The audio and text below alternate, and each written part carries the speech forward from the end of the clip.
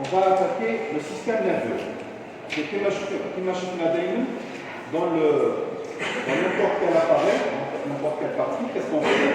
On fait le contenant et après le contenu. Donc dans le contenant, vous avez étudié, vous avez vu la boîte crânienne. La boîte crânienne, le crâne, donc avec les os du crâne, c'est le contenu. Cette boîte crânienne inextensive, elle va contenir quoi? Sur le plan système nerveux, elle va contenir l'encéphale. L'encéphale, par définition, c'est quoi? C'est le système nerveux central intracrânien. C'est le système nerveux central intracrânien. Donc le système nerveux central, on l'appelle aussi le névrax. Le névrax. Donc le névrax, c'est le système nerveux central. Dans le système nerveux central, il y a l'encéphale, qui est intracrânien, il y a la moelle spinale, la moelle épinière, anciennement appelée épinière, maintenant, la nouvelle nomenclature, c'est la moelle spinale, c'est le système nerveux central extracrânien, intra quoi? Vertébral, intra-rachidien, intra-vertébral. Très bien. Dans l'encéphale, le système nerveux crânien, le système nerveux central intracrânien, dans l'encéphale, nous avons trois parties. Il y a trois étages. D'accord? C'est quoi? Le cerveau, le cervelet et le tronc cérébral. Très bien, on va voir le tronc cérébral. Donc il y a le cerveau, le cervelet et le tronc cérébral. Le mokh, le mokhaï, le basala, il y a les trois, ça constitue l'encéphale. Très bien. Donc aujourd'hui, on va voir une partie de l'encéphale, c'est-à-dire on va voir le cerveau. Le cerveau, et on a parlé ici de télencéphale, parce que c'est la dénomination embryologique. On parle de télencéphale. Quand on a vu l'axe hypothalamo-hypophysaire, je vous ai donné des notions d'embryologie pour expliquer les vésicules cérébrales primitives. Donc, et on a parlé, vous vous rappelez, on a parlé de la vésicule télencéphalique. D'accord? Donc, le télencéphale, la vésicule télencéphalique, qu'est-ce qu'elle va donner en gros? Elle va donner les hémisphères cérébraux. Les deux hémisphères cérébraux, c'est-à-dire la plus grosse partie du cerveau antérieur. Très bien, on commence. Sur cette coupe-là, sur cette diapo de présentation, c'est une coupe médiane, une coupe sagittale de quoi? De l'encéphale, avec les trois étages. L'étage télencéphalique qui est représenté ici par un hémisphère cérébral. Donc, en l'occurrence ici c'est la moitié droite, donc c'est l'hémisphère cérébral droit, c'est le télencéphale. La partie médiane, c'est qui à l'intérieur, c'est le zygocéphale. Et ici vous avez le mésencéphale, le tronc cérébral avec les étages féro, le mésencéphale, le métencéphale, l'étage rhomboncéphalique. On va revenir sur cette notion embryologique qui est très très importante, sur le plan phylogénique et sur le plan pathologique. C'est très important, il faut comprendre les vésicules cérébrales pour que vous puissiez comprendre ce qui va venir. Donc, j'ai remis les mêmes diapos, donc c'est les mêmes diapos que de celles de l'axe hypothalamo-hypophysaire. On a parlé, donc on va passer rapidement. Donc on a parlé du développement embryonnaire avec le stade tridermique. Ce qui est en jaune, c'est la couche, c'est le feuillet dermique interne. C'est le premier, c'est blanc. Ce qui est en dedans, c'est l'entoblast, c'est-à-dire l'entroderme. Ce qui est en rouge ici, c'est la couche dermique moyenne, le mésoderme, bien mésoblast. Et en bleu, ce qui va nous intéresser, c'est la couche externe, le feuillet embryonnaire externe, qui est l'ectoderme. L'ectoderme, c'est l'ectoblast. On a dit que c'est l'ectoderme qui va donner le système nerveux central. Et il va donner aussi là les phanères, la peau et les phages. Très bien. Donc il y a une interrelation très importante entre le système nerveux et la peau. Très bien. On a parlé que rapidement, l'ectoplasme va subir une invagination, donc une gouttière qu'on appelle la gouttière neurale. La gouttière va se fermer sur elle-même pour former un tube neural qui va de haut en bas, plus précisément d'avant en arrière, parce que l'embryon, on a dit que l'embryon, il n'est pas bicaméral, l'embryon, il est monté sur lui-même, donc ça va aller du rostrum, c'est-à-dire de la partie qui est auprès du nez, qu'on appelle le rostrum, et bien le crâne, crânio-caudal. Donc, dans le bloc crânio-caudal, on va avoir un tube neural qui va se développer. Bien sûr, le tube neural qui va avoir d'abord deux orifices, ce qu'on appelle neuropores, deux ouvertures en avant et en arrière, ce qu'on appelle les neuropores antérieurs et neuropores postérieurs. Ces neuropores vont obligatoirement se fermer. S'ils ne se ferment pas, et ça peut arriver, donc l'embryon il est incompatible avec la vie. On va avoir une anencéphalie, c'est-à-dire que l'embryon il va décéder, il va mourir. Très bien. Donc ce tube neural, d'avant en arrière, voilà le tube neural qui va donner des renflements qui vont donner ce qu'on appelle les vésicules cérébrales primitives. Les vésicules cérébrales primitives. En avant, le renflement le plus important, c'est le prosencéphale, la vésicule cérébrale primitive antérieure. La partie moyenne, c'est ce qu'on appelle le mésencéphale, vésicule mésencéphalique. Et la partie postérieure, c'est la vésicule rhombencéphalique. Tout ce qui reste va être effilé, subir seulement un allongement dans le sens crânio-caudal. C'est ce qui va donner la moelle spinale. Très bien.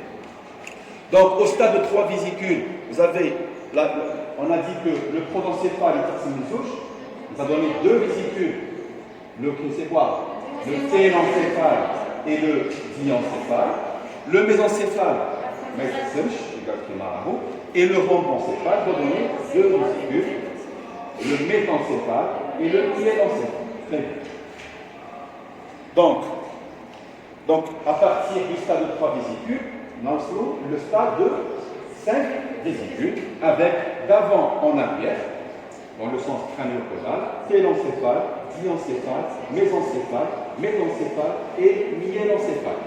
Donc, le télencéphale qui va donner les hémisphères cérébraux, c'est surtout la plus grosse partie, les 2 tiers du cerveau, les hémisphères cérébraux, et c'est ce qu'on va étudier aujourd'hui. Le diencéphale va donner ce qu'on appelle le cerveau intermédiaire, c'est le système hypothalamo-hypophysaire, c'est les 2 thalamus, les 2 thalamus, c'est l'épiphyse, très bien. Le mésencéphale, ça va donner les pédoncules cérébraux, les pédoncules cérébraux, en avant les tubercules des jumeaux, mal en face. Le métencéphale va donner en avant la protubérance annulaire de pont, la protubérance en arrière le cervelet, et le myélencéphale, le préfixe myélo, la moelle. Ça va donner une structure qui est semblable à la moelle, on l'appelle la moelle allongée. La moelle allongée, la médula oblongata, ou bien anciennement appelé le bulbe rachidique, si vous avez le bulbe rachidique, et qui va se continuer sans démarcation, si ce n'est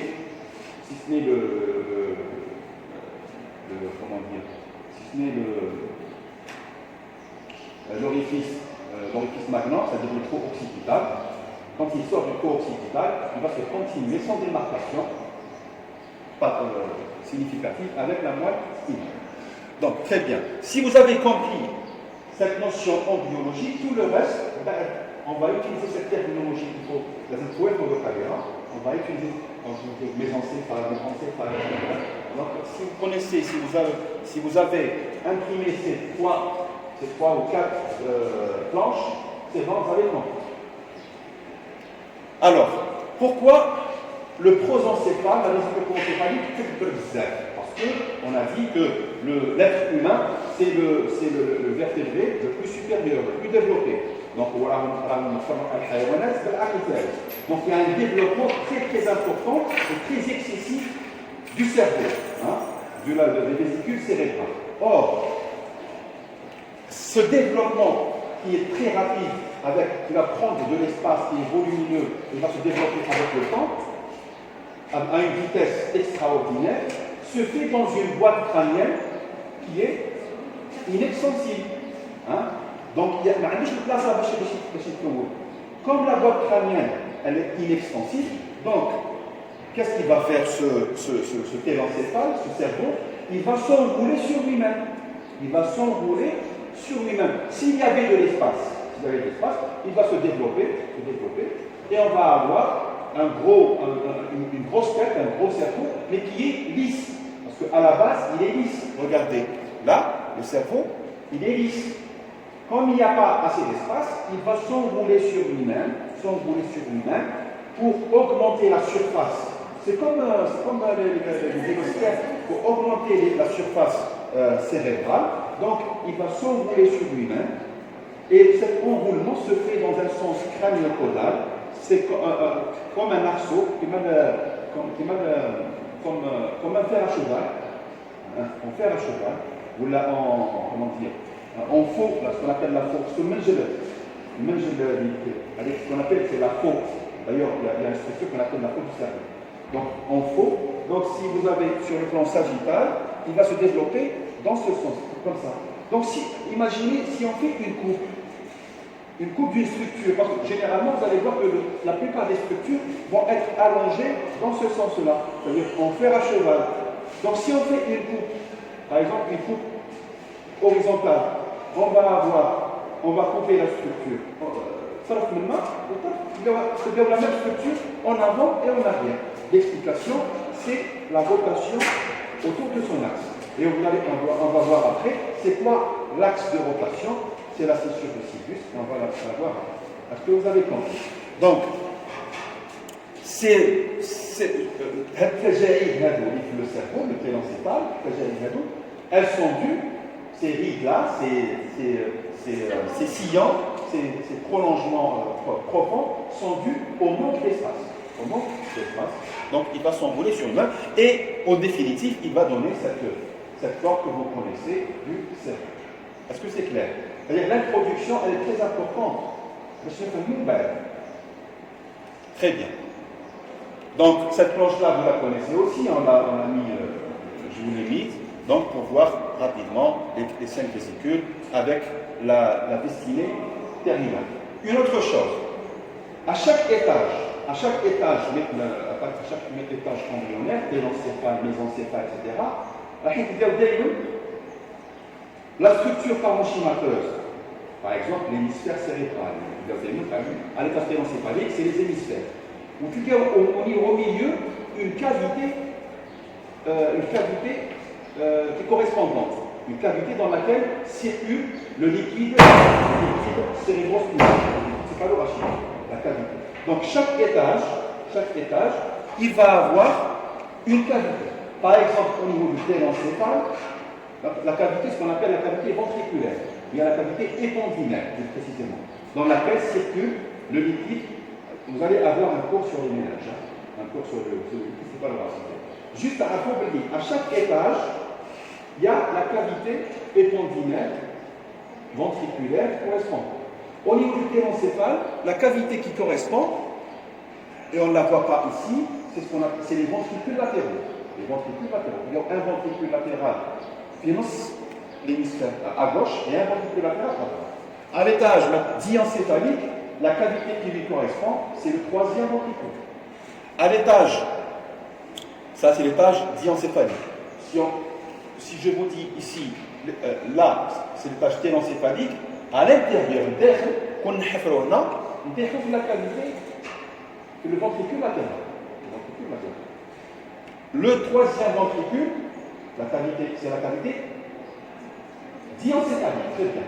Et le 3e ventricule, le V3, il est situé entre les deux thalamies, un thalamus, deux thalamies. Et en fait, on dit en latin, tout ce qui se termine en us, le pluriel, il est en i. Thalamus, thalami, stimulus, stimuli. Un gyrus, des gyri. C'est du latin. L'Académie française, c'est le latin. Non, c'est un gyrus, des gyri. Bon. C'est bien. Donc, le 3e ventricule, oui, J'ai dit les deux thalamus. D'accord? Maintenant, si je vous demande, là, c'est quel étage ici? Mésencéphalique, c'est-à-dire les pédoncules cérébraux. La cavité qui correspond, il n'y a pas vraiment une cavité, il y a juste un canal. Un coup de chevaux fait, par lequel, bien sûr, c'est la circulation du liquide. Donc le canal qui correspond, c'est ce qu'on appelle l'aqueduc de Sylvius, par exemple. Comme la cavité qui est ici. Le quatrième ventricule. Le quatrième ventricule, c'est la cavité rhombocéphalique. C'est la cavité rhombocéphalique. Et bien sûr, parce que le liquide il va circuler tout au long de la vie. Donc, à chaque étage, il faut nommer des cavités terrestres. Donc, pour ce qui nous concerne le télencéphale, comme les deux hémisphères cérébraux, et la cavité qui est à l'intérieur, c'est les ventricules latéraux. Un ventricule latéral à droite et un ventricule latéral à gauche. Très bien. Voilà, après l'introduction, si on a compris, voilà, ça va être comme maintenant. Si vous avez, c'est-à-dire la base, c'est l'introduction. Si vous avez compris l'introduction, comme le fil conducteur, même de quoi on parle, tout va être simple. Maintenant, on va faire du descriptif. On va décrire. Alors, on a dit que c'est le cerveau antérieur, c'est clair, cerveau antérieur, parce que c'est la partie pour l'embryon, c'est la partie crânienne, rostrale. Parce que le terme rostrale. Rostrale, étymologiquement, près du nez. Rostrale, en avant. La partie qui est près du nez. C'est la partie rostrale antérieure. Alors, regardez ici sur une courbe sagittale, le télencéphale. Quand on dit télencéphale, Paul ici conférence comme hémisphère cérébral. C'est la partie la plus importante. Bien sûr, il y a d'autres éléments, mais les hémisphères cérébraux. Alors, elles sont situées où? Au niveau de la boîte crânienne, dans la partie supérieure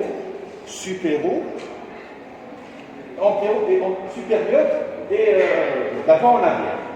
Il y a une séparation qui est assez nette, qui est cette partie, ce que vous voyez, la chakra qui sépare ce qu'on appelle la fosse cérébrale postérieure de la fosse cérébrale postérieure qui est la fosse cérébelleuse, c'est-à-dire adjectif cérébelleux, cérébral, cerveau. Donc, la tombe du cervelet ici, elle va séparer la fosse cérébrale postérieure qui est la fosse cérébelleuse de la fosse cérébrale proprement dite. Donc, au-dessus de la tente du cervelet. Regardez, le télencéphale occupe presque les 4/5 de la masse totale du néphrax. Attention, du néphrax carré, et on peut dire de l'encéphale, parce que la moelle, c'est un petit tube filiforme. La forme, il a une forme ovoïde. Mais attention, il faut savoir que la forme, elle change en fonction des individus. Elle change en fonction de quoi? En fonction de la forme de la boîte crânienne.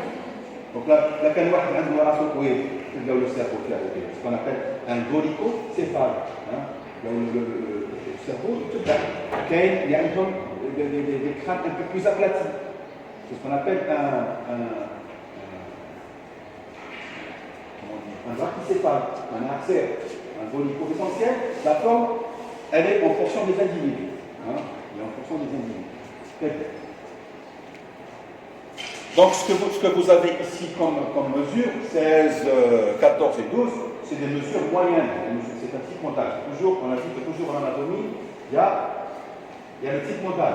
Mais les variantes, elles sont énormes, elles sont nombreuses. Le poids, 1100 grammes chez l'homme, 1100 grammes chez l'homme, et à peu près 1 kg chez la femme. Alors, ça a donné d'énormes recherches, d'énormes réflexions, etc. Il y a Beckley, quand ils ont découvert ça, donc voilà, le cerveau masculin est plus important que le cerveau féminin, automatiquement ça veut dire que l'homme est plus intelligent que la femme. Est-ce que c'est vrai? C'est dû à quoi en fait? C'est dû à la morphométrie, parce que généralement l'homme l'homme il est plus pondérant, plus puissant que la femme. Par exemple, la peinture de l'homme il est totalement malade. Mais avant, surtout ce qui a alimenté cette réflexion, c'est que كل بالك سمعتوا اينشتاين le cerveau d'Einstein. Il est في un musée. قالوا بدي يوزن presque 1,7 kg, je crois, 1,8 kg. Donc ils se sont dit, Einstein, comme c'est un génie, il a un cerveau qui est lourd. Donc voilà, ceux qui sont pour cette théorie-là, c'est un peu à la règle. Voilà, Einstein, il a un gros cerveau, donc c'est plus le cerveau. Mais on a trouvé aussi qu'il y a des débiles mentaux qui ont des cerveaux qui sont énormes. Donc, ça n'a pas, en tout cas, les qui s'intéressent à ça, je me suis intéressé, mais en gros, ça n'a pas de sens. Quand même, le cerveau masculin, il est plus important, mais il est plus doté de substance blanche. Alors que la substance blanche, c'est la substance bête. C'est pas la substance grise, c'est la substance grise qui est la substance qui a les corps cellulaires, la substance blanche ou chère. Et elle est fixe, c'est les axones. Donc, l'homme, c'est de la substance blanche et c'est du liquide, c'est pas de rachid. Alors que la femme, oui. Il y a certaines études, je vous parle des études qui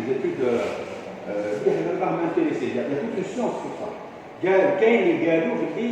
Ce qui fait la masse cérébrale, c'est beaucoup masculine, c'est beaucoup plus la substance blanche et du liquide, c'est pas l'orachidien. Donc, c'est pas la substance grise. Alors que chez la femme, c'est un concentré de matière grise. Bon, je pense que l'intelligence n'est pas en fonction de la masse approximative, mais c'est surtout en fonction des connexions synaptiques. Des connexions synaptiques au niveau du cerveau. Plus les synapses, parce que les synapses, c'est ce qu'on appelle des synapses qui sont endormies, plus les synapses sont activées, plus le sujet il est plus intelligent. Et l'activation des synapses, ça se fait comment? C'est pas elle se fait par quoi? À l'apprentissage. Lire,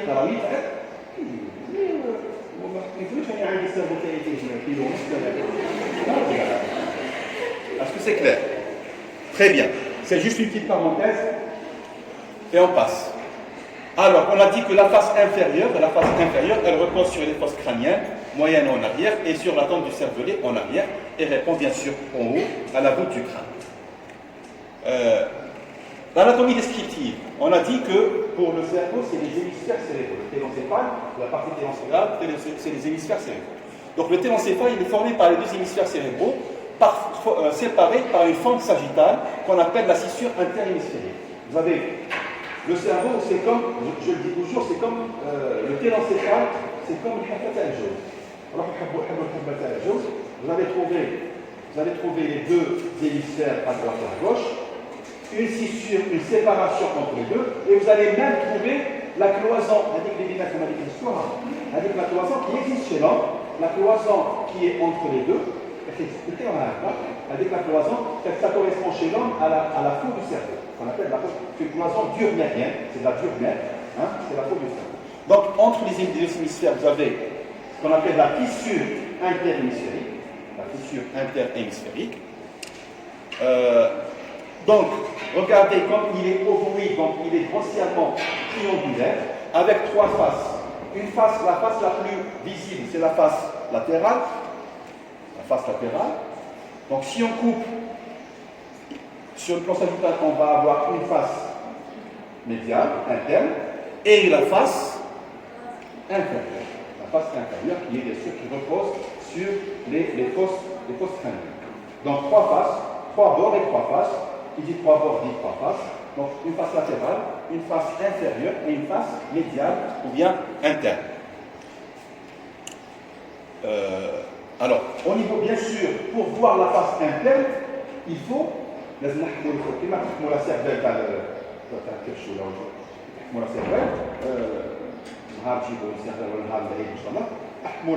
qu'est-ce qu'il faut faire? Pour voir la face interne, qu'est-ce qu'il faut faire? Il faut couper sur le plan sagittal les deux hémisphères. Et bien sûr, quand on coupe, Bien sûr, parce que les deux hémisphères sont interliés l'un à l'autre par de la substance blanche, bien sûr. Donc il y a des axones, il y a des commissures interhémisphériques. Donc ces commissures-là vont véhiculer l'information de l'hémisphère dominant vers l'hémisphère non dominant. Vous savez que, normalement vous savez, un droitier, l'hémisphère dominant c'est l'hémisphère droit, parce qu'il y a un phénomène de croisement. Un phénomène, vous allez voir ça en neurophysiologie. Donc il y a un phénomène de croisement. Donc, le droitier, l'hémisphère dominant vers eux, c'est l'hémisphère gauche, pour l'axe. Mais bien sûr, mais quand même, il y a toujours l'interconnexion, c'est ce qu'on appelle les commissures interhémisphériques. Donc pour voir la face interne, il faut couper les commissures interhémisphériques. On va voir après c'est quoi ces commissures.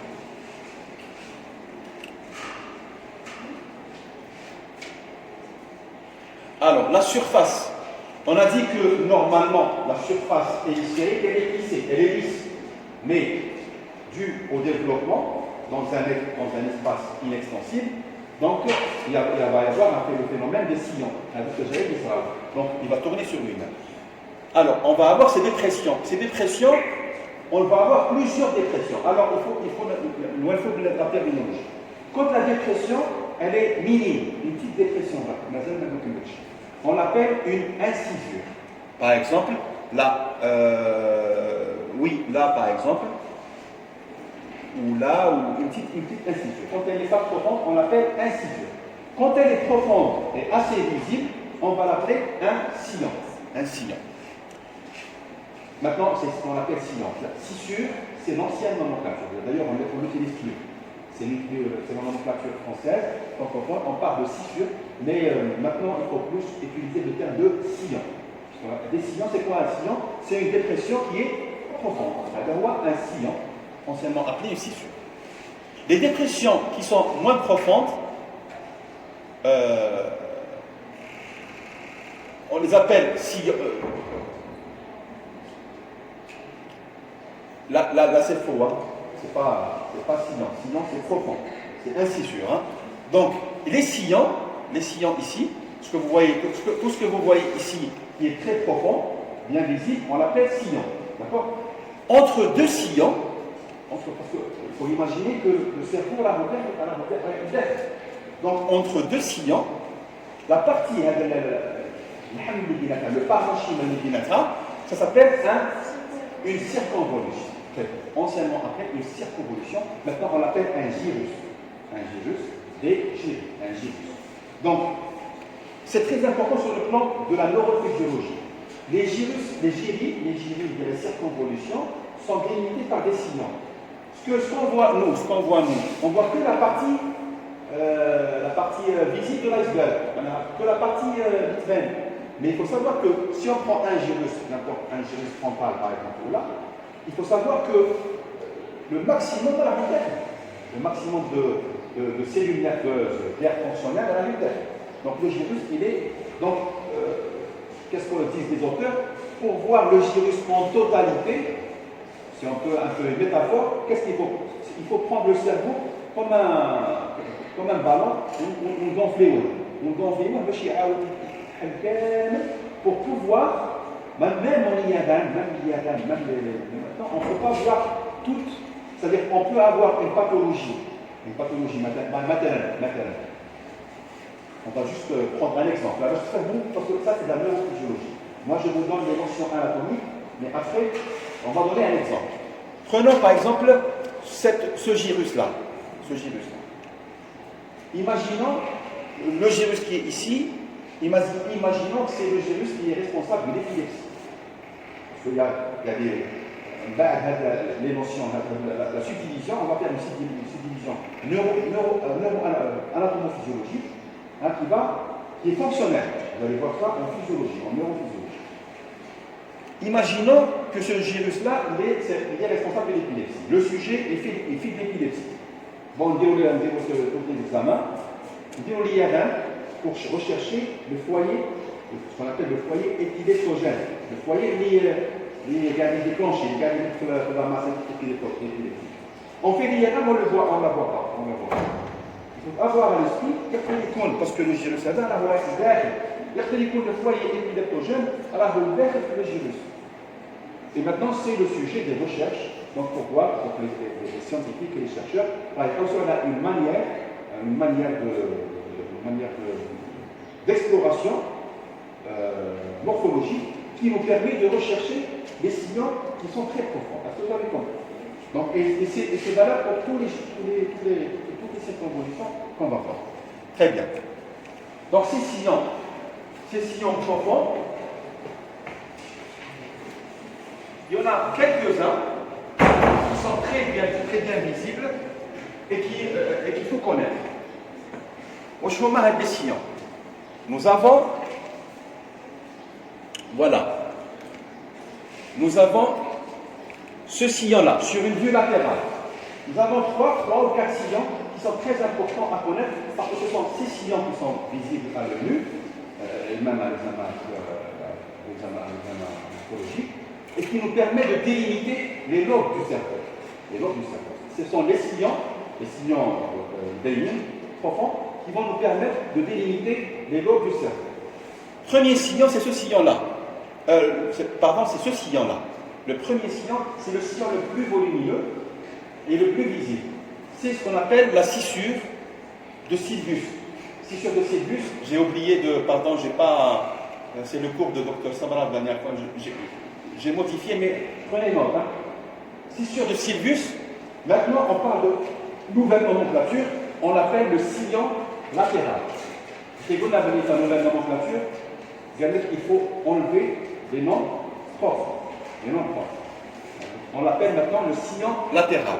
C'est un sillon qui est très profond, et tout à l'heure, comme le cerveau dort à la roue, l'axe de rotation, c'est le sillon, c'est cette scissure de Sylvius. Maintenant, tout le deuxième, vous dort à la roue. D'accord? C'est mettre le sillon, la scissure de Sylvius. Donc, si madame est dans la donc à l'intérieur, on peut avoir du parenchyme. Parce que voilà, donc on peut avoir un autre lobe. Regardez, ici, si on écarte les deux berges du sillon latéral du Sylvius, on a du cerveau à l'intérieur. Donc un autre lobe qu'on appelle le lobe de l'insuline. Je te vois pas, c'est ce qu'on appelle le lobe de l'insuline. Donc l'explication, vous avez compris. Alors, bon, quand le cerveau est là, je ne sais pas comment. Alors, voilà le cerveau. Là, on parle. Comme on a la scissure de Sylvius, d'accord? On va aller là. Donc la scissure de Sylvius, d'accord? Mais on peut écarter les berges et on trouve le cerveau à l'intérieur. Donc elle vient la scissure de Sylvius. Bien sûr, elle est fermée comme un sillon, d'accord? Mais on peut écarter les deux berges pour voir ce qu'il y a à l'intérieur. Si on écarte les deux berges du sillon de latéral de Sylvius, on voit du cerveau à l'intérieur et on va retrouver un lobe qui est caché. Un lobe. C'est quoi un lobe? C'est un ensemble de cerveau, c'est un ensemble qui le plus souvent a la même fonction. C'est une entité neurofonctionnelle. On trouve un lobe à l'intérieur, enchâssé, caché, qu'on appelle le lobe insulaire. Donc en plus des lobes qu'on va voir, il y a un autre lobe qu'on appelle le lobe de l'insula, qui est à l'intérieur de la scissure de Sylvius. Vous avez compris? Donc la scissure la plus profonde, la plus visible et la plus grosse, sur laquelle tourne le cerveau, c'est la scissure de Sylvius. On utilise toujours le nom de Sylvius parce que, vous allez voir après, c'est la vascularisation, on utilise. Mais on parle de sillon de Sylvius. Sillon de Sylvius, ou bien sillon latéral. Là voilà.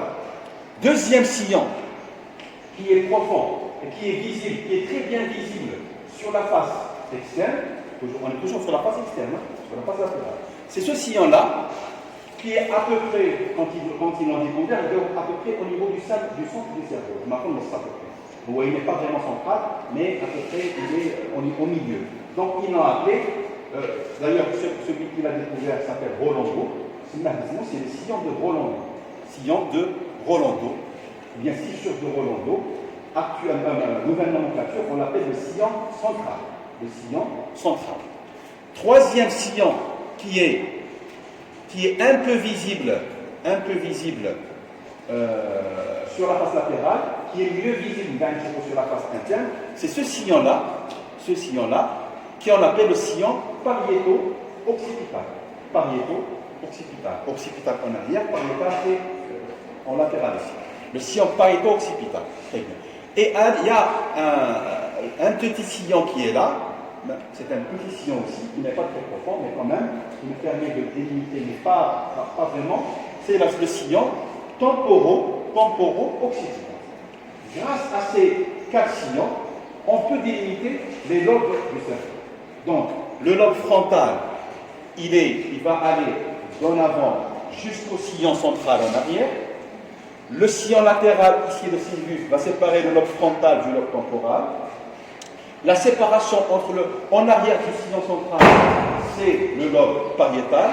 Entre le lobe pariétal et le lobe occipital, c'est le sillon pariéto-occipital.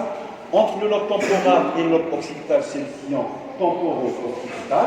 Et regardez ici la séparation, et là aussi c'est l'environ, la séparation entre le lobe pariétal et le lobe temporal. Bien sûr, il y a la scissure de sylvus, mais c'est de la continuité. Mais en arrière, la séparation n'est pas très bien marquée. Est-ce que c'est clair? Donc, on a délimité 4 lobes grâce au sillon, il y a un là, le sillon central, le sillon latéral, le sillon pariéto-occipital, le sillon temporo-occipital. On a délimité 4 lobes. Bien sûr, ces lobes-là vont avoir des fonctions distinctes. Le lobe frontal, on dit que c'est le lobe de l'humeur, le lobe temporal, c'est la partie auditive, la partie de l'audition. Le lobe occipital, c'est la partie de la vision, très bien, etc. Donc, on a délimité 4 lobes. Le 5e, c'est le lobe de l'insula. Très bien. Le 5e, c'est le lobe de l'insula. Très bien. Ça, c'est les sillons principaux. Bien sûr, regardez, il y a d'autres sillons. Il y a d'autres sillons qui vont nous permettre à l'intérieur d'un même lobe, de le séparer, de délimiter des quoi? Pas des lobules, des circonvolutions, des gyrus. Un gyrus, des gyrus. Des gyrus, si vous voulez. Des gyrus, des circonvolutions. Termine. Donc, dans chaque lobe, on va avoir des circonvolutions ou bien des gyrus, bien sûr, en fonction des sillons qui contiennent. Voilà, ça c'est sur la face externe. Sur la face externe, on a délimité les sillons canaux. Nous allons voir la face interne. La face interne. Alors, sur la face interne, on voit toujours le sillon latéral, le sylvus. Il y a toujours. L'arrière est ici, l'avant est là. Donc, on voit toujours le sillon latéral, le sylvus. Le sillon central, regardez, les canbaïs sur la face latérale. Sur la face interne, il vous dit une petite partie. Le sillon pariéto-occipital, qui est à peine visible sur la face latérale, on le voit très bien sur la face médiale, d'accord? Le sillon, il y a un autre sillon profond, c'est ce sillon-là, qu'on appelle le sillon singulaire. On appelle le singulant, il y a sillon singulaire, ou bien le sillon caloso-marginal, qui est un zef-SMI, caloso-marginal parce qu'il est au-dessus du corps calleux, là c'est le corps calleux. Le sillon il est très important, on le voit très bien sur la face interne, on ne le voit pas sur la face externe, on le voit sur la face interne, et ce sillon, sur la face interne, permet de séparer le lobe frontal, permet de délimiter un nouveau lobe, ce que vous voyez ici en mauve, c'est le lobe singulaire, on l'appelle aussi le lobe limbique, le système limbique. Le lobe, donc il va séparer le lobe singulaire, ou le lobe caloso-marginal, le lobe limbique, etc. D'accord? Ce que vous voyez ici en mauve. Alors, nous avons ici un petit sillon qu'on appelle le sillon sous-pariétal qui va nous permettre de séparer le lobe pariétal du lobe limbique. Et le sillon pariéto-occipital qui est très bien visible va séparer le lobe pariétal du lobe occipital. Et dans le lobe occipital, il y a un autre sillon qu'il faut connaître, qui est bien visible, qu'on appelle le sillon calcarin. Le sillon calcarin. il y a la fissure calcarine. Ce sillon calcarin, qui est à l'intérieur sur la face interne, qui est très important parce qu'il va délimiter le lobe occipital jaunâtre. C'est le lobe de la vision. Donc il va délimiter les aires corticales de la vision. Hein, les aires de Brodmann, les aires parce que on va vous en parler par neurophysiologie, l'homonculus de Plainfield, on va vous parler des aires corticales, etc. Donc c'est là qu'un Brodmann les a numérotés. Dans chaque lobe, il a numéroté les aires corticales et les gyrus. Là, au niveau de la vision, au niveau du sillon calcarin, quand il y a les aires O5 et O6, O, ça mène à occipital. O5 et O6, ce sont les aires de la vision. S'il y a un traumatisme, s'il y a une tumeur, s'il y a n'importe quelle lésion qui va toucher, si on fait une IR1 par exemple, une IR1 là, quand il y a des troubles de la vision, bien sûr des troubles centraux, on a un central, c'est de part et d'autre du sillon calcaire. Vous avez compris? Classe. Donc sur la face interne, on a parlé des principaux sillons. Donc on a la scissure calloso-marginale ou sous-frontale, la scissure pariéto-occipitale et la scissure calcarine. Très bien. Alors la cinquième et la sixième circonvolution occipitale. On a O5 et O6 qui sont les aires visuelles. Très bien. Regardez sur la prochaine fois, s'il vous plaît. Je vous donne là pour demain. Juste la règle parce qu'on est plus net. C'est un peu flou. Donc regardez, voilà sur la face interne. Ça, c'est quoi là? Juste, on peut passer. Là, c'est quoi? Là, c'est ce qu'on a coupé. C'est ce qu'on a coupé quand on a fait la coupe. C'est une commissure normalement interhémisphérique, une communication interhémisphérique. La plus volumineuse et la plus solide, c'est ce qu'on appelle le corps calleux. Le corps calleux. D'accord? Donc il est touché. Donc le sillon calloso-marginal, on a un corps calleux. Calloso-marginal parce qu'il se continue ici, en arrière du sillon central, par un petit sillon qu'on appelle le sillon marginal. Et voilà ici le lobe limbique, ou bien ce qu'on appelle le gyrus 5 de Est-ce que c'est clair? Le sillon pariéto-occipital qui est très bien visible. Le sillon central qui est à peine visible sur la face interne, mais on voit très bien sur la face externe, sur la face interne. En arrière du sillon central, il y a un sillon qu'on appelle le sillon marginal, ou bien sillon post-central en arrière. Et en avant de lui, il y a un sillon qu'on appelle le sillon pré-central. On l'appelle aussi pré-rolandique, parce que le central s'appelle aussi le rolando. Est-ce que c'est clair? Très bien. Alors, les lobes. Les lobes, c'est bon. On a, grâce au sillon, on a délimité les lobes. On commence par le lobe frontal ici. Vous l'avez le lobe frontal par définition. Le lobe frontal, il est situé en avant du sillon central de Rolando et au-dessus du sillon latéral de Sirius. Tout ça, ce qui est en bleu, c'est du lobe frontal.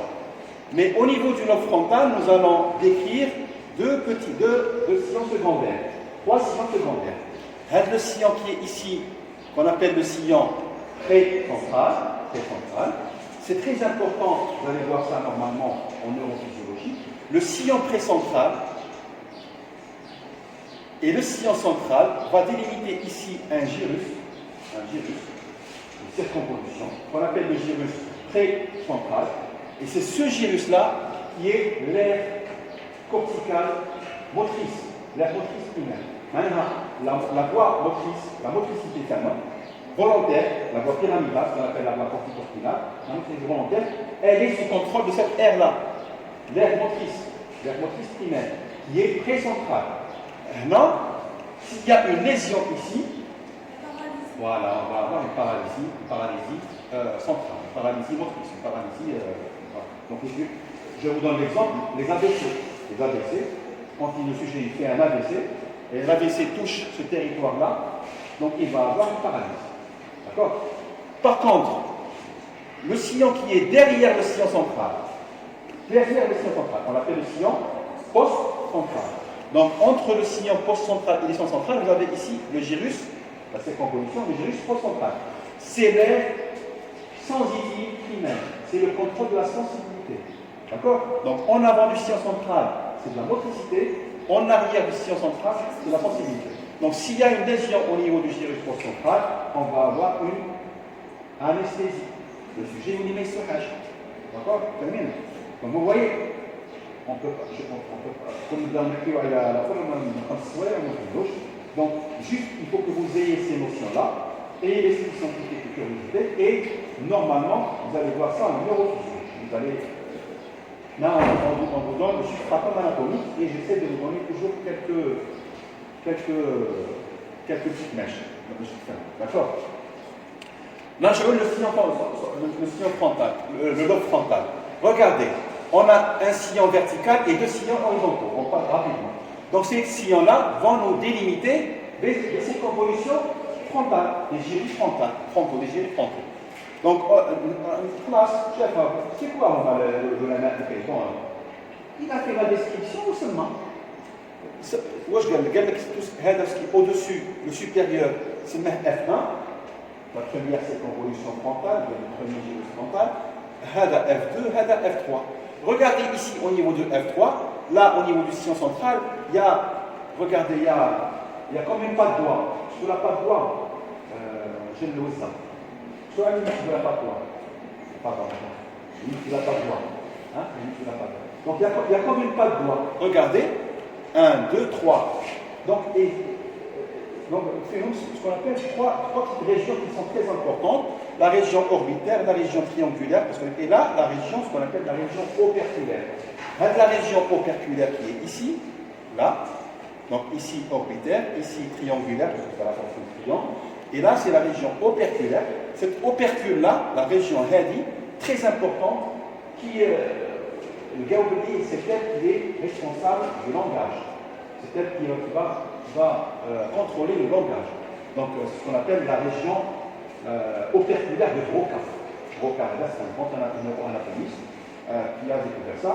Et si elle est touchée, on va avoir ce qu'on appelle une aphasie. Aphasie, on va avoir une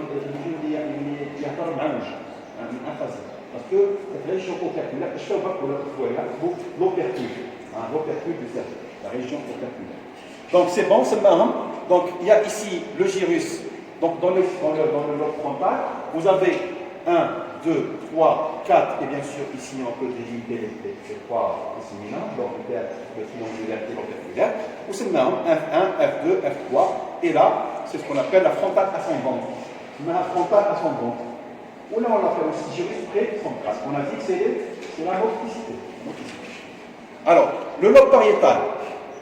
Dans le lobe pariétal, c'est assez simple. Le lobe pariétal, Cain, kif, un sillon vertical. Donc, on va délimiter ici le gyrus postcentral qui est la sensibilité. Il y a un petit sillon qui est ici, qui est plus horizontal, qui va varier en avant. Et on va délimiter deux circonvolutions, deux gyrus pariétaux, deux circonvolutions pariétales, P1 et P2. P1 et P2. Et bien sûr, ici, avec le gyrus post-central. Au niveau du lobe occipital, on a parlé tout à l'heure du lobe occipital. Qu'est-ce qu'il y a? Il y a le sillon pariéto-occipital qui délimite. On n'a pas parlé du cuneus et le sillon calcarin. Il y a un sillon qu'on appelle le cuneus parce qu'il est profond, et le sillon calcarin. Et on a individualisé pour le lobe occipital 6 circonvolutions, 6 gyrus. Au occipital maintenant. O1, O2, O3, O4, O5, O6. O5 et O6 sont de part et d'autre du sillon calcarin. C'est les aires visuelles de Broca. Les aires visuelles. Très bien.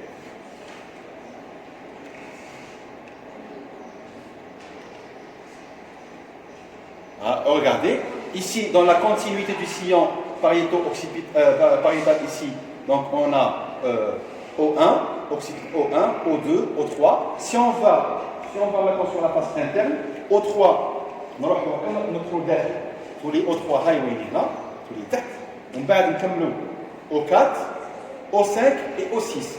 O6, la sixième, c'est l'aire de la vision, c'est la sixième circonvolution. Regardez, elle est très bien délimitée par le sillon pariéto-occipital et le sillon calcaire et le sillon calcaire. Les deux vont délimiter cette région triangulaire qu'on appelle le cuneus.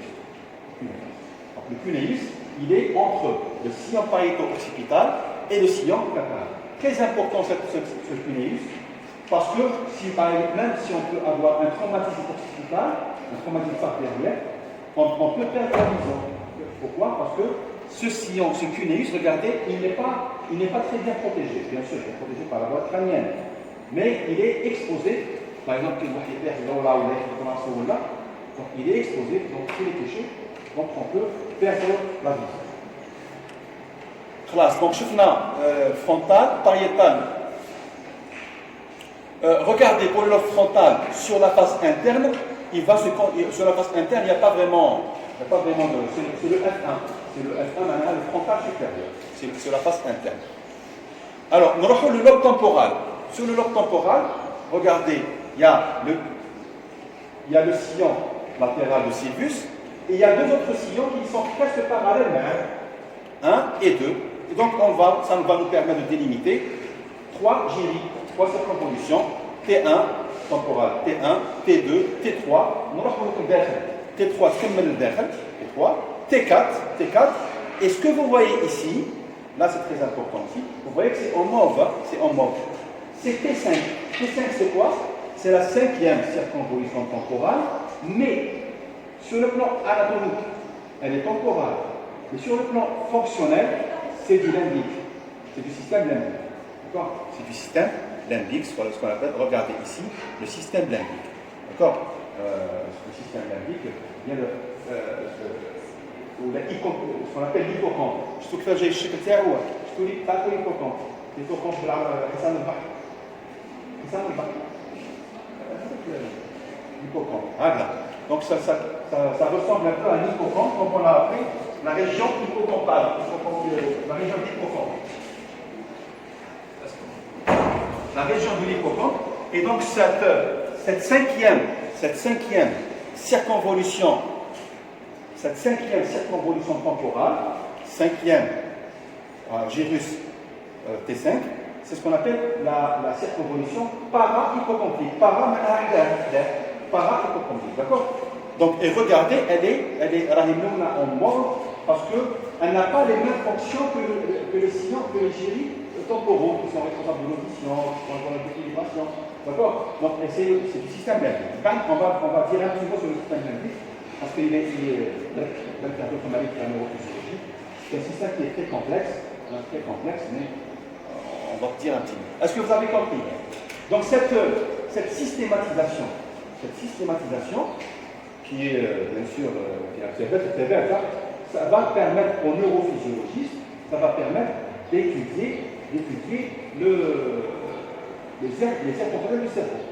Donc qu'est-ce qu'il va? Maintenant, on peut même faire des expériences au bloc opératoire. C'est-à-dire qu'on fait une anesthésie locale, je suis avec le sujet.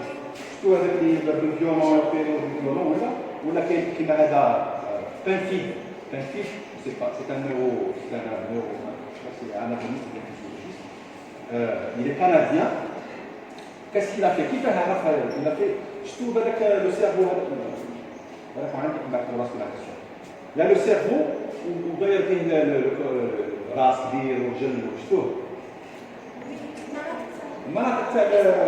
donc chaque aire corticale, chaque aire du cerveau, elle est responsable d'une région. Donc qu'est-ce qu'il a fait lui? Donc le sujet, il est au bloc, il est dans l'anesthésie locale, il prend le cerveau, les aiguilles, il va stimuler les régions. Chaque région, elle correspond à quoi? Donc il a pu élaborer une cartographie, systématisation, qui est très très précise. Chaque région du cerveau, bien sûr, c'est un mystère jusqu'à maintenant, donc chaque région,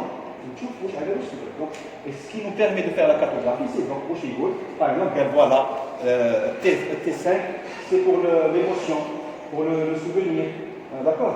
Pour la mémoire récente, pour la mémoire ancienne. En l'occurrence ici, le système limbique, une des fonctions du système limbique, il intervient dans la mémoire récente et il est touché dans la maladie de Parkinson, dans la maladie d'Alzheimer, pardon. Dans la maladie d'Alzheimer. Vous savez, il y a quand même la famille d'Alzheimer, donc il y a d'ailleurs des prémices qui vont faire peur de maladie d'Alzheimer.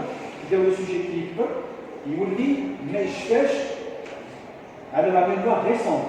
كنت تسير تقول له كيفاش احكي لي على الثوره يحكي لك عليها توت لي طاي بصح كون تقول له واش درت بيت ما عندوش. Ça c'est un des signes de la, bien sûr ça ne veut pas dire Alzheimer, hein, ça veut dire bien sûr c'est une dégénérescence sénile, mais ça peut un peu donner un signal d'alarme sur la maladie d'Alzheimer.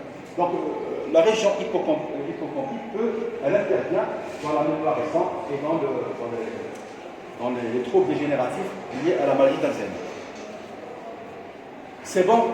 Donc on a vu les différentes circonvolutions. Maintenant, je vais sur la face externe, sur la face interne. Maintenant, on va juste les voir sur la face supérieure. C'est la continuité, toujours vous avez sur la face supérieure, F1, F2 et F3. Là, vous avez, il y a comme sur la face supérieure, il y a H, il y a un H comme ça, et qui permet de délimiter F1, F2 et F3. Donc P1, P2, T1, et sur la face interne, c'est la face inférieure, pardon, la face inférieure, c'est pratiquement la même chose. T3, T4, donc vous allez avoir ça et vous allez suivre les gyrés à matin. Très bien. Maintenant, le système limbique, juste un petit mot. Le système limbique, on l'appelle aussi rhinencéphale. Rhinencéphale, c'est quoi le système limbique? C'est un système qui est très complexe. C'est ce qu'on appelle, c'est le cerveau primitif. On a le cerveau archaïque, le cerveau primitif. البروف تاعنا كنا نعطوني هذا نقرا ربي يتوب عليه. عمري ربي يشفيه. كان شابه في ناس البال بصح كيما تبريزونتي ولا تقرا ما يقولش تدار قلت عندك الرينوسيفال معناها سي لو سيرفو archaïque primitif سيرفو اللي يعرفوا فوالا le cerveau غريزي تاع الحيوانات قلت عندك غير رينوسيفال تقول هنا ما تعرفناش الحاجه رينوسيفال عندنا اش معناها rhinocéphale. Donc le rhinocéphale, pourquoi on l'a appelé rhinocéphale? Parce que rhino c'est le nez. Le rhinocéphale, c'est un cerveau primitif qui avait des fonctions, qui a toujours des fonctions olfactives très développées, surtout chez les vertébrés inférieurs, très développées. Il intervient aussi dans l'émotion, l'humeur, l'émotion. Dans la vigilance du cycle veille-sommeil, donc c'est un système qui est très complexe. Et s'il vous plaît, ne vous posez pas de questions, il est très vaste. Si vous voulez parler du système ou la spécialité physiologique. D'accord? Alors, je vous ai juste mis ce qu'il contient, qu'il y a plusieurs structures anatomiques l'hydrophiles. Alors, quel est l'appareil olfactif, l'encéphale, la formation d'hippocampe qui intervient du système limbique, le complexe amygdalien. Le complexe amygdalien, c'est ce ganglion amygdalien ici, bien sûr, c'est un ganglion nerveux. C'est un ganglion nerveux, amygdale, avec ici le fornix, je vois. Alors, la région septale, c'est-à-dire la région septale, c'est la cloison qui sépare les deux hémisphères, la région septale. Et le cortex limbique. C'est quoi un cortex? C'est quoi un cortex? Le cortex de la ou bien cortical, ou la écorce. C'est ça, très bien. Le cortex, quand on dit le cortical, cortex du système nerveux, ça veut dire que c'est la substance grise. C'est la substance grise. Mais au niveau du cerveau, comme la substance grise, elle est périphérique, donc elle est corticale. Donc elle est périphérique. Dans la moelle finale qui est la substance grise, elle est centrale. Donc on ne l'appelle pas cortex. Donc le cortex, c'est tout ce qui est périphérique, c'est l'écorce. L'écorce.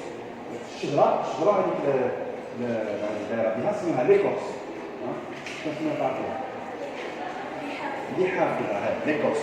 Donc c'est ça le cortex. Donc on a parlé du pérencéphale sur le plan morphologique. Maintenant, on va parler des commissures interhémisphériques. Les commissures interhémisphériques. On a donné les deux hémisphères sont séparés l'un de l'autre. Et ils sont connectés par des commissures interhémisphériques. Les commissures, c'est la substance blanche qui permet de véhiculer l'information. C'est des millions de fibres nerveuses, hein, des millions de fibres qui permettent la communication. Alors, les formations interhémisphériques, vous avez ici la plus volumineuse et la plus visible, c'est la partie qu'on appelle le corps calleux. Le corps calleux. Une épaisse lame de substance blanche aplatie d'avant en arrière. Regardez, il a la forme d'une faux. L'explication qui vous donne, c'est l'embryologie. Il relie les deux hémisphères entre eux. Alors, dans le corps calleux, regardez, qu'est-ce qu'il a? Il présente ici une extrémité inférieure effilée qui mène un travail comme un bec d'oiseau. D'ailleurs, on l'appelle le bec.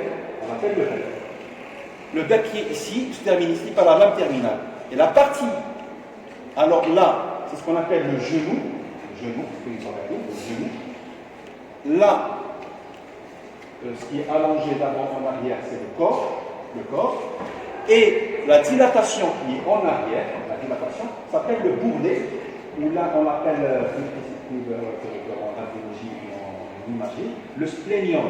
Hein, le splénium vient du splénus. Donc on peut avoir beaucoup de pathologies pour le splénus. D'accord? Le splénus ou bien splénium. Est-ce que c'est clair? Ça, c'est pour la première commissure interhémisphérique.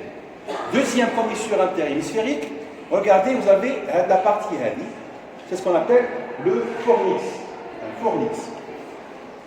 Le fornix, anciennement appelé le trigone. Trigone parce qu'il a comme trois pieds. Il a un trait milieu. Ça, c'est le trigone. Regardez comment il est. Là, c'est le trigone. D'accord? Il y a le fornix. C'est une lame blanche, bien sûr, c'est la substance blanche, qui est située dans la concavité du corps calleux. Sous le corps, là, c'est le corps calleux. Là, c'est le trigone. Il va se bifurquer en arrière en avant par deux piliers antérieurs qui se continuent par deux renflements qu'on appelle les tubercules mammillaires. On va voir ça demain, Inch'Allah, quand on fera le tronc cérébral, les tubercules mammillaires. Et en arrière, donc en avant, ce sont les piliers, et en arrière, c'est ce qu'on appelle les pyramides postérieures, et qui se continuent avec ce qu'on a vu tout à l'heure, l'amygdale, le corps amygdalien. Et vous avez le système limbique. Même aussi là aussi le trigone, il intervient aussi dans le système limbique. D'accord? Ça, c'est ce qu'on appelle le trigone. En avant ici,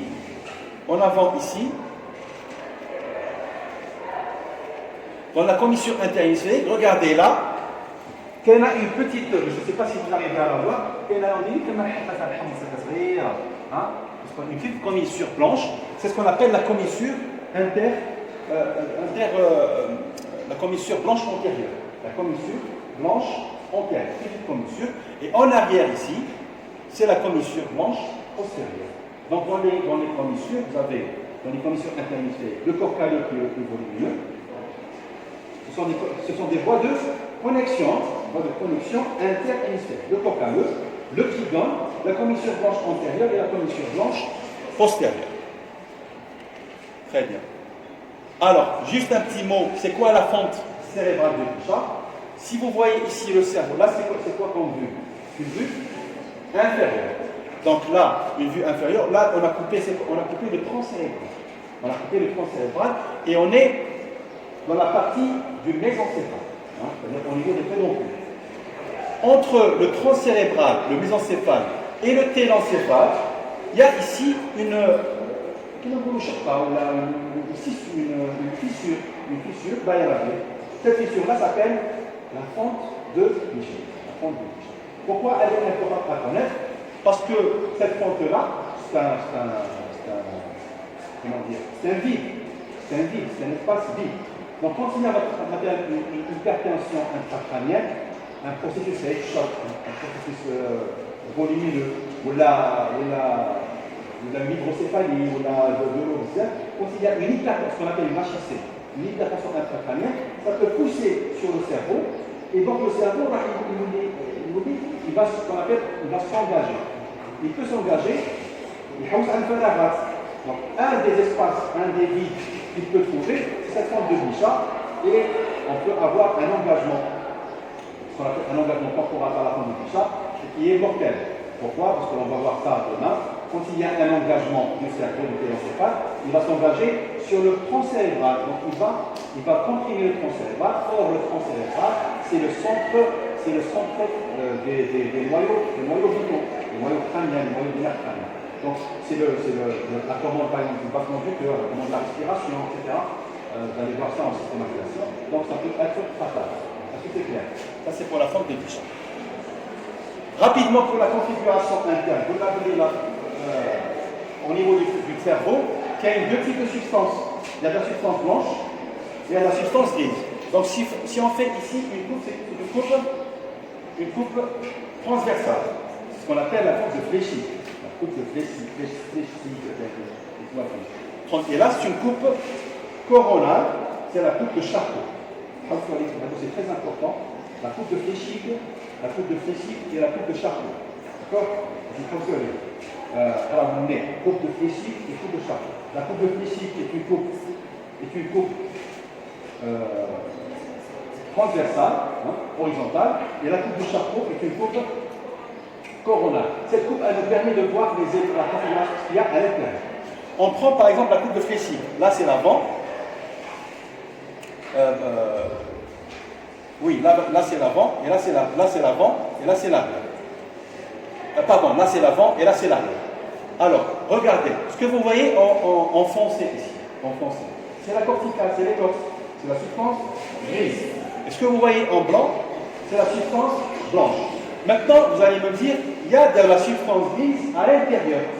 C'est ce qu'on appelle les noyaux gris centraux. Les noyaux gris centraux. Ces noyaux gris centraux c'est de la substance grise interne qui intervient dans la régulation, surtout la régulation de la motricité involontaire. C'est ce qu'on appelle le système extrapyramidal. La maladie de Parkinson, par exemple, ce sont les noyaux gris centraux qui sont touchés. Donc, alors la substance grise, l'écorce donne la corticale. Les noyaux gris centraux, qu'est-ce qu'on a? Le noyau le plus volumineux qui est au milieu, c'est le thalamus. Le thalamus qui est ici. Alors, au-dessus du thalamus, il y a le noyau caudé. Le noyau caudé, regardez, on le voit ici et on le voit ici. Bon, allez, est-ce que j'ai? Le noyau caudé. Le noyau caudé, avec ici la partie du noyau caudé qui est en avant, c'est la tête, et la partie qui est en arrière, c'est la queue. Ça, c'est le noyau caudé. D'accord? Troisième noyau, c'est ce noyau-là. Regardez, un noyau qui est triangulaire, là. Ah, là, qui est triangulaire. Regardez, je tourne. Ce noyau-là, qui est triangulaire, on l'appelle le noyau lenticulaire. Le noyau lenticulaire. Et dans ce noyau lenticulaire, regardez, il n'a pas la même densité. Fait une partie, là, sur une coupe horizontale, et le voilà sur une coupe frontale. Vous voyez qu'il y a une différence de rame, une différence de densité. Donc la partie qui est externe, regardez, il a une forme triangulaire à sommet interne et à base externe. Sommet médial et base latérale ou bien externe. Donc on le divise en deux parties. Le noyau lenticulaire, on le divise en deux parties. La partie la plus sombre, qui est externe, s'appelle le putamen, P-U-T-A-M-E-N, putamen. Et la partie plus pâle s'appelle le pallidus, pallidus, il y a le globus pallidus. Donc en dedans, ce qui est pâle ici, c'est le pallidus, et ce qui est sombre ici, c'est le putamen. Donc, regardez, le putamen, il a la même couleur que quoi? Que le noyau caudé. Sur le plan embryologique, c'est la même origine. Le noyau caudé et le putamen sont des noyaux télencéphaliques. Alors que le noyau, le globus pallidus qui est ici, il a une origine, c'est des théories, hein, il a une origine diencéphalique. C'est-à-dire, l'origine n'est pas la même. Dans les noyaux glycentraux, on les appelle aussi, si vous voulez ici, les noyaux de la base du cerveau. Les noyaux de la base du cerveau, où là, les anglo-saxons les appellent les ganglions de la base. Ganglions, ici, ganglions de la base. Donc, les personnes qui ont de la base, on les appelle noyaux glycentraux, c'est plus simple, noyaux glycentraux, où là, les noyaux de la base du cerveau. Où on a le noyau codé avec une tête et une queue. Une tête et une queue. Comme ce noyau-là, triangulaire, qu'on appelle le noyau lenticulaire, avec deux parties, le putamen en arrière et le pallidum en devant. On a fait le putamen et le pallidum, Q et U, le appelle A. A قبل ال U, A جي داخل وال U جي برا. A وبعد. C'est des mnémotechniques, c'est comme ça que je l'ai appris. Il faut bien savoir ce que nous allons dire, ce que nous allons voir. Donc le pallidum en devant et le putamen en arrière. Le noyau lenticulaire, c'est le pallidum et le putamen, mais sur le plan embryologique, c'est le noyau codé et le putamen qui ont la même origine, c'est l'encéphalique, alors que le pallidum n'est pas la même. Donc, vous allez entendre parler d'une autre définition qu'on appelle le noyau strié, le striatum. C'est quoi le striatum? Le striatum, c'est le noyau codé, la tête du noyau codé et le putamen.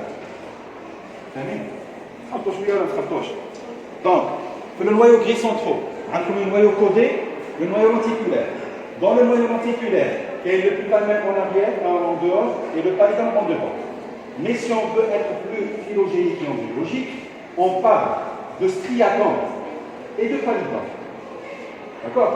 Le striatum, c'est la tête du noyau. D'ailleurs, regardez, il y a même une communication entre les deux. Regardez. Il y a même une communication bilatérale.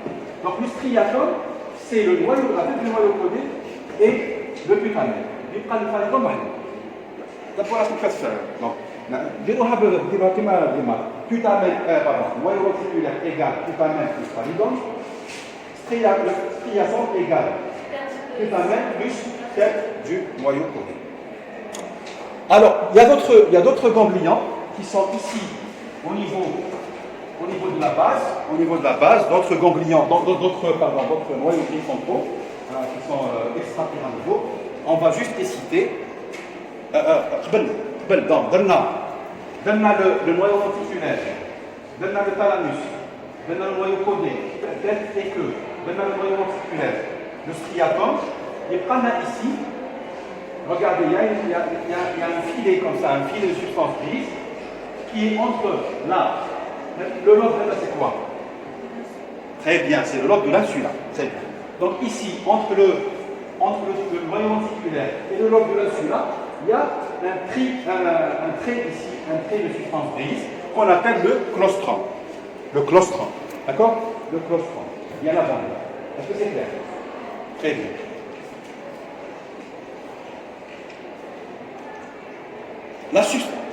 Maintenant, la substance blanche. Maintenant qu'on a délimité les noyaux gris, on a la substance blanche. La substance blanche, c'est ce qu'il y a entre les substances grises. Alors, là, entre la partie interne et le noyau lenticulaire, cette substance blanche qui est ici s'appelle la capsule interne. La capsule interne. Entre le noyau lenticulaire et le claustrum, c'est la capsule externe. Entre le claustrum et le lobe de l'insula, c'est la capsule extrême. Donc, capsule interne, capsule externe et capsule extrême. Qu'est-ce qui passe dans cette capsule-là? C'est les fibres, c'est les axones. La capsule interne est très importante. On a parlé tout à l'heure de la voie pyramidale, la voie de la motricité. Donc la voie pyramidale, elle passe par le genou de la capsule. Voilà, elle passe par là. Donc s'il y a une lésion au niveau de la capsule interne, on va avoir une paralysie. Termine. Est-ce que c'est clair? Donc la capsule interne, la capsule externe. Donc la substance blanche capsule, sur la coupe, capsule interne, capsule externe. Tout ce qui reste, c'est de la substance blanche, c'est ce qu'on appelle le centre ovale. Le centre ovale. Il y a le centre semi-ovale, c'est de la substance blanche qui est située entre le cortex cérébral et les noyaux striés. Entre le cortex et les noyaux striés. Le centre ovale, c'est la partie de substance blanche qui est au-dessus. Centre ovale. D'accord? Très bien. Regardez, voilà. Regardez ici, sur une coupe frontale, regardez les fibres qui passent par la substance blanche. Là, par exemple, c'est la capsule interne. Ce que vous voyez, les fibres qui descendent ici, les fibres qui descendent là, c'est les fibres de la voie pyramidale.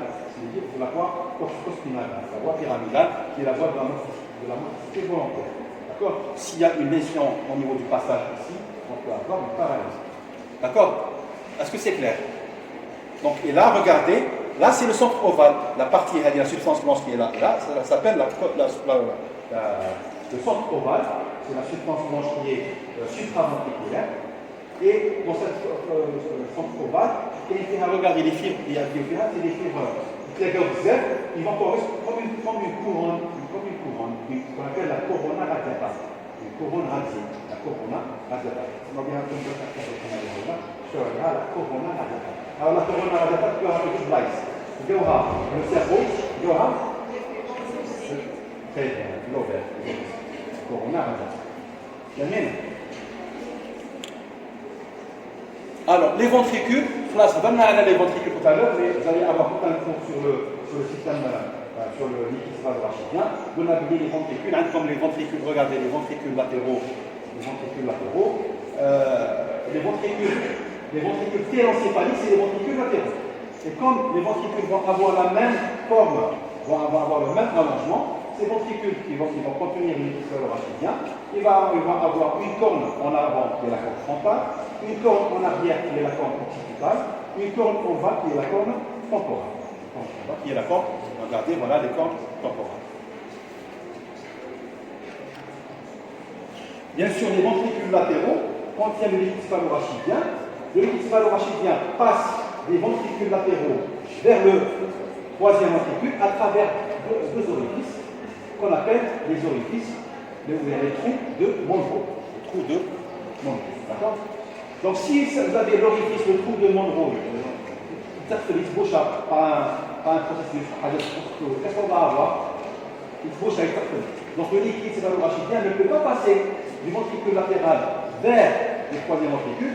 Quand on fait un scanner de la minérale, qu'est-ce qu'on va trouver? On va trouver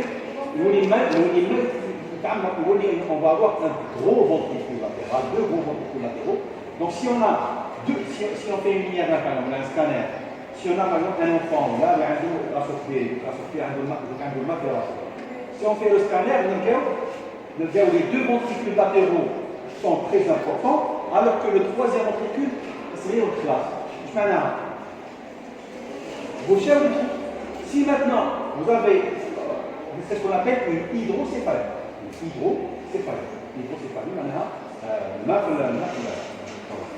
Si maintenant vous avez deux gros ventricules latéraux, il y a un gros ventricule, un gros troisième ventricule, alors que le V4 est vert.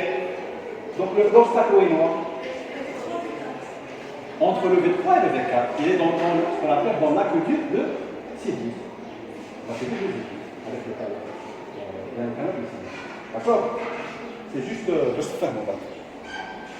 Conclusion, le télencéphale avec le diencéphale forme le cerveau, qui est bien sûr, c'est au niveau du cerveau, du télencéphale et du diencéphale, que se fait les fonctions cérébrales supérieures, c'est-à-dire l'intégration.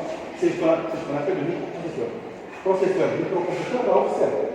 On va à d'accord? Les détecteurs maintenant, les muscles. Donc l'intégration, l'élaboration des grandes fonctions motrices, les fonctions sensitives et les fonctions d'association, qu'on appelle les fonctions intellectuelles. Il y a une petite pause. Est-ce que ça va? Ça c'est pour le télencéphale, donc place le sein.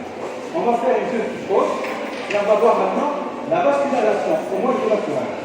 Et demain, Inch'Allah, demain, on va aborder le tronc cérébral et la moelle finale. Hein,